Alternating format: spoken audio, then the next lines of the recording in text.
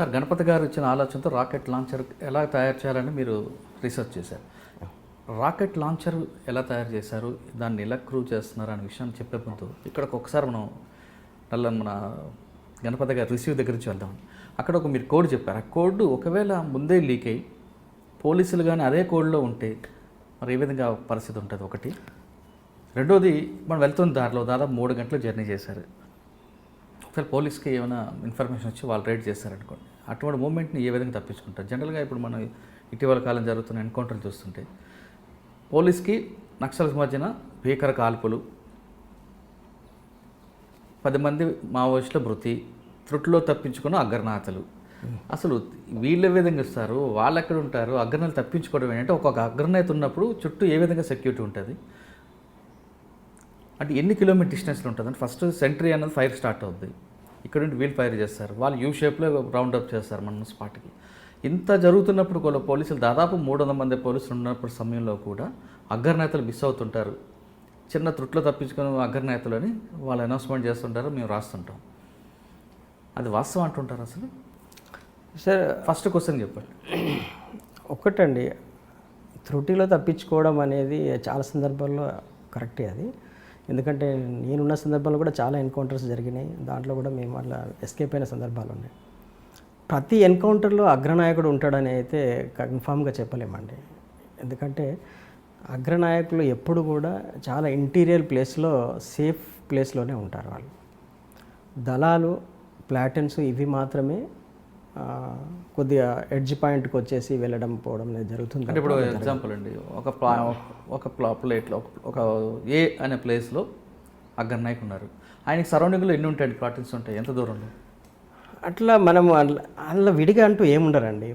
మామూలుగా ఇప్పుడు మేము నల్లమల్ల ఉన్న ఇది అందరికీ తెలిసిన విషయమే. బహిరంగ ఇప్పుడు సరెండర్ అయిన ప్రతి వాళ్ళు ఇవన్నీ రిపోర్ట్స్ ఇంటెలిజెన్స్ దగ్గర ఉంటాయి. ఇవన్నీ కొత్తగా నేను ఇప్పుడు చెప్పాల్సింది ఏం లేదు. కాకపోతే ఒక విషయం ఏంటంటే అగ్రనాయకుడు అనేటప్పుడు అతను కూడా ఏంటంటే మాలాగా అన్నిటికీ సిద్ధపడే ఉంటాడు. ఏదో క్షణంలో చనిపోతామన్న ఆలోచన ప్రతి వాళ్ళకు ఉంటుంది అక్కడ. కాకపోతే ప్రతి నిత్యము దాన్నే మైండ్లో పెట్టుకొని ఉండరు. ఎస్కేప్ కావడానికి ఏం అవకాశాలు ఉన్నాయో చూసి అది వాళ్ళకు ఫస్ట్ ప్రయారిటీ వాళ్ళకి ఇస్తాం మేము. ఎస్కేప్ కావడానికి అంటే నాయకత్వాన్ని సేవ్ చేయడం ఫస్ట్ ప్రతి క్యాడర్లో కూడా అదే మేము చెప్పడం జరుగుతుంది అన్నట్టు. ప్రతి క్యాడర్ కూడా ఫస్ట్ ప్రయారిటీ లీడర్షిప్ను ఎస్కేప్ చేయాలి. అట్లా అనుకున్నప్పుడు ఏంటంటే వాళ్ళకు మంచి ఎస్కేప్ ఉన్న పాయింట్లోనే వాళ్ళకు డెన్ కానీ ఇవి కానీ అరేంజ్ చేయడము, వాళ్ళకు సెక్యూరిటీ ఏర్పాటు చేయడం అట్లా ఉంటుంది తప్ప ఇక్కడ వేరే సపరేట్గా అంటూ ఏముండదు. ఇంకొకటి లీడర్షిప్ కూడా ఏంటంటే అట్లా వాళ్ళకు సపరేట్గా డెన్స్, తర్వాత వీళ్ళకి సపరేట్ డెన్స్ అట్లా ఉండవు. వాళ్ళకు ప్రైవసీ అవసరం ఉంటుంది కొన్ని సందర్భాలు. ఎందుకంటే వాళ్ళకు కొన్ని రైటింగ్స్ కానీ లేకపోతే కొన్ని డిస్కషన్ చేసుకోవడానికి కానీ మీటింగ్స్ కానీ ఉన్నప్పుడు అట్లా సపరేట్గా ఉంటుంది. కానీ చుట్టూ కొంత డిస్టెన్స్ మెయింటైన్ చేస్తారు. ఒక్కొక్క ప్రాంతంలో ఒక్కొక్క తీరుగు ఉంటుంది. అన్ని చోట్లలో ఒక 100 గజాల డిస్టెన్స్ ఉంటారని అట్లా మనం ఏం చెప్పలేము. మనం అంటే అక్కడ బాగోని పరిస్థితి ప్రకారం మారిపోతుంది చుట్టూ. సరే, ఇప్పుడు ఇంకొక క్వశ్చన్ మీకు అడిగానండి. ఒకవేళ మీరు అన్నట్లుగా గోడుకు పేపరు పట్టుకొని పోలీసులే కూర్చుని ఉంటే ముందుకి తెలిసి ఇన్ఫర్మేషన్ వచ్చి, మరి అది ఏ విధంగా మనం అయితే ఇక్కడ మీరు ఎస్కేప్ అవ్వడానికి? అక్కడ వాళ్ళు పట్టుకొని రారండి, ఫస్ట్ మేము పట్టుకునే ఉంటాము. మమ్మల్ని వాళ్ళు అబ్జర్వ్ చేసిన తర్వాతనే వాళ్ళు ఓకే అనుకుంటేనే హయ్యర్ లీడర్షిప్ ఎప్పుడు కూడా రోడ్ల మీద మాలకు పట్టుకొని తిరగరు అన్నట్టు. మామూలుగా వాళ్ళ కోసం వచ్చిన వాళ్ళే ఆడ నిలబడతారు. వీళ్ళు జస్ట్ అట్లా అబ్జర్వ్ చేసుకుంటూ వెళ్తారు. ఇతను మనోడే అనుకున్నప్పుడు వాళ్ళ కోట్ తీసుకొని వచ్చి కలుస్తారు. అంతేగాని మేము అబ్జర్వ్ చేయడం ఉండదు. ఫస్ట్ అట్లా ఓపెన్గా రారు వాళ్ళు. మీరు గెటప్లో ఉన్నారు, అదే విషయం పోలీస్కి లీక్ అయ్యి వాళ్ళకి మీకు 1 కిలోమీటర్ దూరంలో మీకన్నా ముందే వాళ్ళ మాట వేస్తే అది మనం మనవాడా కాదా అనేది వాళ్ళకి ఎలా తెలుసు? సరే, ఇక్కడ ఒకటి మేము నిరంతరము ప్రజల మధ్య ఉండేటోళ్ళం కాబట్టి పోలీస్ దళాలు ఎటువైపు తిరుగుతున్నాయి, వాళ్ళ మూమెంట్ ఎటు ఉంది, ఇవన్నీ చూసుకొనే మేము అపాయింట్మెంట్స్ ఫిక్స్ చేస్తాం. గుడ్డిగా ఏదో అన్ని చోట్ల చేయమది. ఈ ఏరియాలో పోలీసులు రారు అనుకున్నప్పుడు అక్కడ చేస్తారు. అట్లా ఉంటుంది. రెగ్యులర్గా మూమెంట్ ఉండే దగ్గర కాబట్టి మీకు అసలు లేకపోతే ఇన్ని రోజులు అసలు ఎట్లా వాళ్ళు ఎస్కేప్లో ఉంటారు, కష్టం. అది పోలీసులు తిరిగే రూట్స్ ఎవ్రీ మినిట్ ఇన్ఫర్మేషన్ ఏదో రకంగా వస్తూనే ఉంటుంది. అసలు ఇప్పుడు ఇంత టెక్నాలజీ పెరిగింది, కానీ టెక్నాలజీ లేనప్పుడు అంటే ఈ ఫోన్స్, సెల్ ఫోన్స్ ఇవన్నీ లేనప్పుడు కూడా ప్రతి మూమెంట్ను కూడా ప్రజలు బాగా అబ్జర్వ్ చేస్తారు. ఈజీగా ఐడెంటిఫై చేస్తారు పోలీస్ ఎవరు, అన్నలు ఎవరు అనేది చాలా ఈజీగా ఐడెంటిఫై చేస్తారు అన్నట్టు. కాబట్టి పోలీస్ మూవ్మెంట్ ఉందంటే మాకు ఈ ఇన్ఫర్మేషన్ వస్తూనే ఉంటుంది.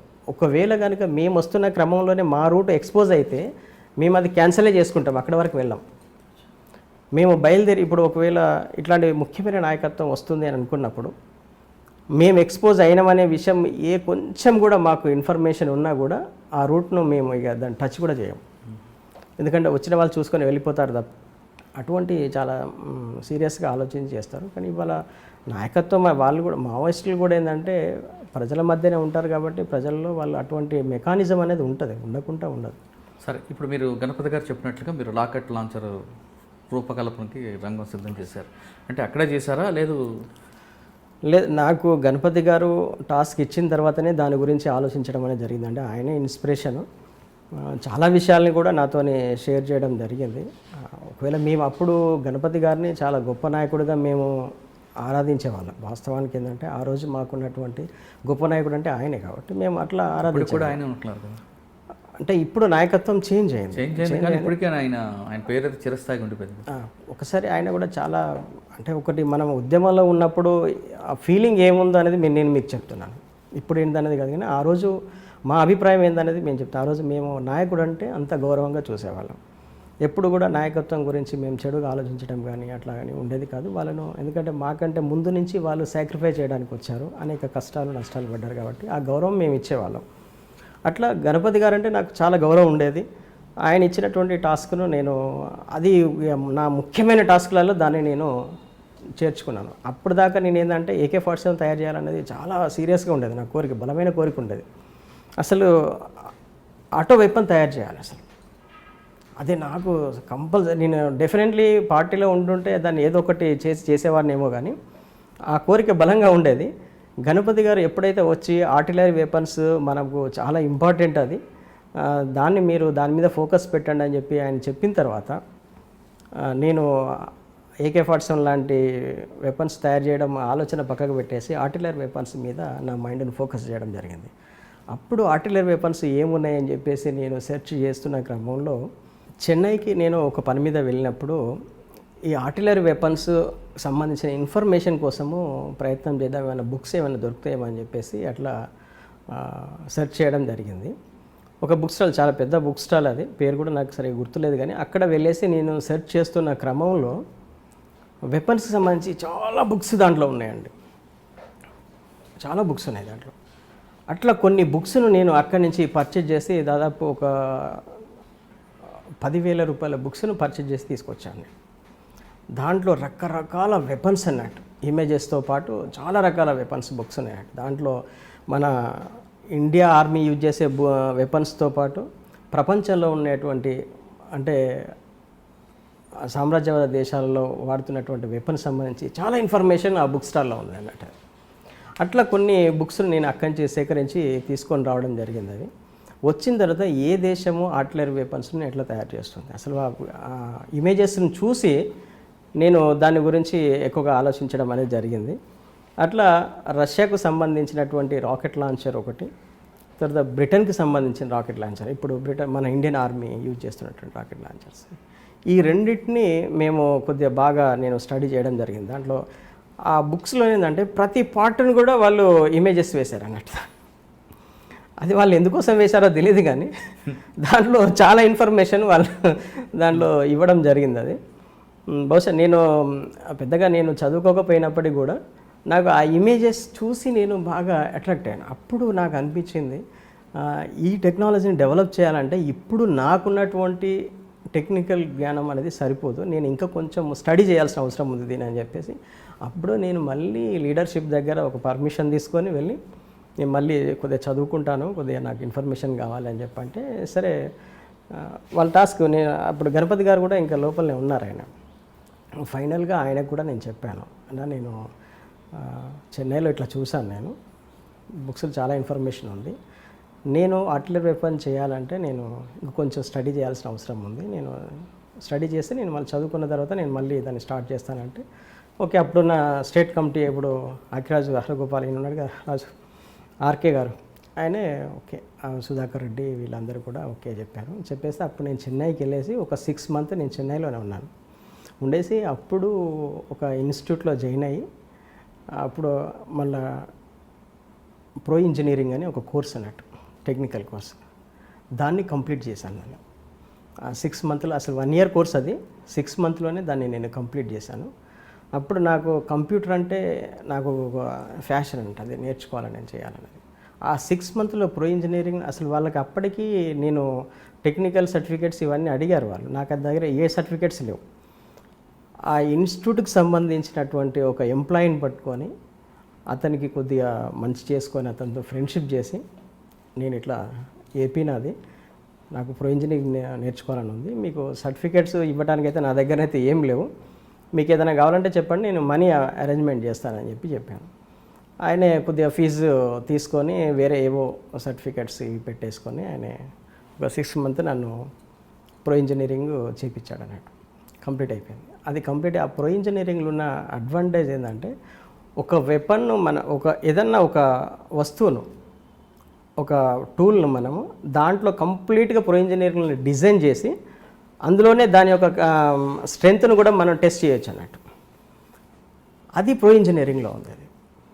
అది నేను కంప్లీట్ చేసిన తర్వాత అప్పుడు నాకు చాలా ఈజీ అయిపోయింది అన్నట్టు. అప్పుడు నేను ఈ ఇమేజెస్ను చూసి, ఈ బ్రిటన్కి సంబంధించిన రాకెట్ లాంచరు, రష్యాకి సంబంధించిన రాకెట్ లాంచరు, ఈ రెండింటిని చూసి అప్పుడు ఒక ఫిగర్ అంటే ఒక అంచనాకు రావడం జరిగింది. ఈ క్రమంలో ఏమైందంటే, ఇక్కడ ఇది ప్రో ఇంజనీరింగ్ ఇదంతా నేర్చుకున్నాను, డిజైనింగ్ వర్క్ ఇదంతా నడుస్తుంది. ఈ క్రమంలో మా పార్టీలో ఏంటంటే, ఒరిస్సా ఏరియాలో రాకెట్ లాంచర్ను టెస్ట్ చేయాలి, అక్కడ ఒక టీం పనిచేస్తుంది, ఒకసారి వాళ్ళతో ఇంటరాక్ట్ అవ్వమని చెప్పేసి సెంట్రల్ కమిటీ నుంచి ఒక వర్తమానం వచ్చింది అన్నట్టు. సరే, నేను అక్కడికి వెళ్ళాను, నేను ఒరిస్సాకి వెళ్ళాను.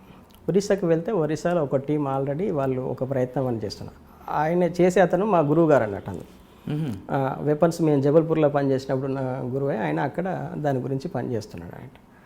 ఆయన పనిచేస్తూ ఒక ప్రయత్నం అనేది వాళ్ళు అప్పటి నుంచే ప్రయత్నంలో ఉన్నారు, కాకపోతే అవి సక్సెస్ కాలేదన్నట్టు. తర్వాత నేను ఆల్రెడీ దాని మీద అప్పటికే నేను కొంత వర్క్ చేసి ఉన్నాను కాబట్టి ఆడికి వెళ్ళేసి నాకున్నటువంటి నాలెడ్జ్ని అక్కడ కొద్దిగా ఇంప్లిమెంటేషన్ చేసి అక్కడ ఒక టెస్ట్ చేస్తే అది ఎక్సలెంట్గా ఫ్లయింగ్ అయితే చేయగలిగాం. అది అందులో ప్రొపెలెంట్ ఇవన్నీ నింపేసి. ఎక్కడ చేశారంటే ఒరిస్సాలో అది మల్కనగిరి డిస్టిక్లో చేసాం. మల్కనగిరి డిస్టిక్లో ఫస్ట్ టెస్ట్ చేసాం. అక్కడ టెస్ట్ చేసిన తర్వాత దానికి కూడా వెపన్స్ ఇవన్నీ కూడా మ్యానుఫ్యాక్చరింగ్ నేను బయటనే చేసుకొని వెళ్ళాను అన్నట్టు. అంటే దానికి కావాల్సిన పైప్స్ ఇవన్నీ కూడా బయటనే తయారు చేసుకొని వెళ్ళేసి అక్కడ టెస్ట్ చేసాం. ఈ టెస్ట్ చేసిన తర్వాత అది కొంచెం ఎక్స్పోజ్ అయింది. అక్కడ ఎక్స్పోజ్ అయిన తర్వాత అప్పుడు పెట్రోలింగ్ టీమ్స్ స్టార్ట్ అయినాయి అన్నట్టు. ఎక్స్పోజ్ అయిందని ఏవో టెస్టులు చేస్తున్నారు ఇక్కడ అని చెప్పేసి మేము అక్కడి నుంచి కొద్దిగా బయటికి వెళ్ళాము. పోలీస్ టీం అంతా వచ్చేసి ఆ ఏరియా అంతా సెర్చ్ చేశారు. అయితే అక్కడ ఒక పెద్ద ఎన్కౌంటర్ జరగాల్సింది, ఆ ఎస్కేప్ అయి మేము బయటకు వచ్చేసాం. అది మీ మల్కన్గిరిలో తప్పించుకున్నారు. తర్వాత మళ్ళీ రెండోసారి మళ్ళీ నేను ఒక నెల రోజుల తర్వాత అక్కడ టెస్ట్ చేశాం కదా, మళ్ళీ నేను బయటకు వచ్చేసాను అన్నట్టు. బయటికి వచ్చేసి ఆ టెస్ట్లు వాళ్ళకి ఏంటంటే అక్కడ ఉన్నటువంటి దేశీయ పరిజ్ఞానం అంటాం కదా మనము, లోకల్ టెక్నాలజీతోనే వాళ్ళు అది ఉపయోగించి చేయడం జరిగింది. నేను కొన్నటువంటి కొన్ని బుక్స్లలో టిప్పు సుల్తాను సంబంధించిన ఒక రాకెట్ లాంచర్ టెక్నాలజీ అప్పుడు ఆయన యూజ్ చేశాడు. ఆయన ఆ బుక్ కూడా ఉంది దాంట్లో. దాన్ని మళ్ళీ మేము అక్కడ స్టడీ చేసాం. టిప్పు సుల్తాను ఆ టైంలో ఎట్లా రాకెట్స్ను ఇది చేశాడు. అప్పుడు రాకెట్ అని ఆయనకు తెలియకపోవచ్చు, కానీ ఆ టెక్నాలజీని వాళ్ళు ఉపయోగించారన్నట్టు. ఉపయోగించి వాళ్ళు తయారు చేయడం జరిగింది. దాంట్లో గన్ పౌడరు ప్రొపెల్లెంట్గా ఎట్లా ఉపయోగించాలనేది దాంట్లో ఆ బుక్లో రాసి ఉంది. లోకల్గా ఎట్లా తయారు చేయాలి, దాన్ని ఏ పర్సంటేజ్లో ఏది కలపాలనేది దాంట్లో ఆ బుక్లో ఉందన్నట్టు. ఆ పుస్తకంలో ఉన్న ఇన్ఫర్మేషన్ను మేము యాస్టీజ్గా అక్కడ ఒరిస్సాలో ఇంప్లిమెంటేషన్ చేసి చూసి దానికి తర్వాత మా గురువు ఎవరైతే ఉన్నారో అక్కడ ఆయనకు కొంత ఎలక్ట్రానిక్ దాని మీద, ఈ మన రసాయనిక శాస్త్రం మీద ఆయన కొద్దిగా బాగా గ్రిప్ ఉంది, కెమికల్స్ మీద.